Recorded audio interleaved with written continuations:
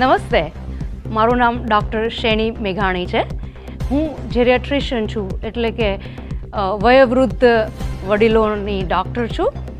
છેલ્લા 30 વર્ષથી હું અમેરિકામાં રહું છું, પણ છું તો દીકરી ગુજરાતની અને પૌત્રી ઝવેરચંદ મેઘાણીની. આજે વિશ્વ યોગા દિવસ છે, તો આપને એની ખૂબ ખૂબ શુભેચ્છાઓ.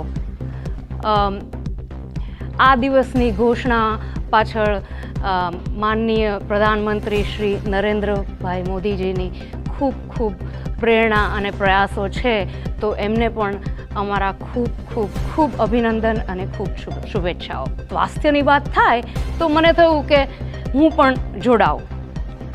મારા વર્ષોના ડૉક્ટરી અનુભવ ઉપરથી હું તમને થોડા સૂચનો આપીશ કે આપણું સ્વાસ્થ્ય કઈ રીતે જાળવી શકાય. જસ્ટ આપણા રોજબરોજના જીવનમાં નાના સરળ સીધા સાદા પરિવર્તનો લાવીએ અને આ પરિવર્તનો નિયમિત રૂપે આપણે આપણા જીવનમાં ઉતારીએ તો આપણા સ્વાસ્થ્યને ઘણો લાભ થઈ શકે. સો પહેલા મુદ્દાની વાત કરીએ તો મારા મતે બહુ મહત્ત્વનું એ છે હલનચલન. આપણા શરીરને હરતું ફરતું રાખવાનું. એનો અર્થ નથી કે આપણે 5 કિલોમીટર જઈને દોડવાનું કે અખાડામાં જઈને 100 દંડ બેઠક કરવાની, પણ સાદું સીધું થોડું રોજબરોજ ચાલવાનું. ઘરમાં, શેરીમાં, બહાર આંગણામાં, બગીચામાં, જ્યાં તમને યોગ્ય લાગે ત્યાં ચાલો. સો મન પ્રસન્ન, સંબંધો મજબૂત અને શરીર સારું રહે. આપણને તો બધું મળી ગયું. આપણા ગુજરાતના ઘરનું ખાવાનું તો સાદું સાત્વિક જ હોય, એટલે મારે કંઈ એમાં કંઈ ઉમેરવાની જરાય જરૂર નથી. પણ તમને જે ભાવે એ ખાઓ, ડૉક્ટરના સૂચન પ્રમાણે અને પ્રમાણસર. શરીર જેટલું મહત્ત્વનું છે એટલું જ આપણું મગજ અને મન. મન અને મગજને તેજ રાખવાનું, સચેત રાખવાનું, જાગૃત રાખવાનું એ બહુ મહત્ત્વનું છે.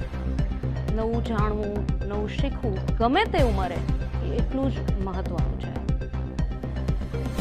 તમને જે પણ શોખ હોય, પહેલાં હતો હવે નવો છે, એને વિકસાવો, એને જાગૃત રાખો.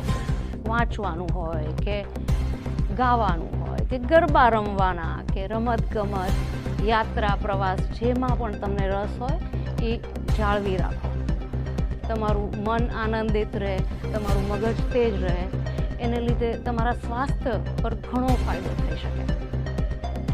આજના યોગ દિવસ માટે તમને ઘણી બધી માહિતી મળશે. યોગ આસન માટે, ધ્યાન, પ્રાણાયામ. મારી એવી ઈચ્છા છે કે આમાંથી તમને કશું ગમે, તમને એ માહિતી એમાં રસ પડે અને તમને એ જિંદગીમાં લાભદાયી નીવડે.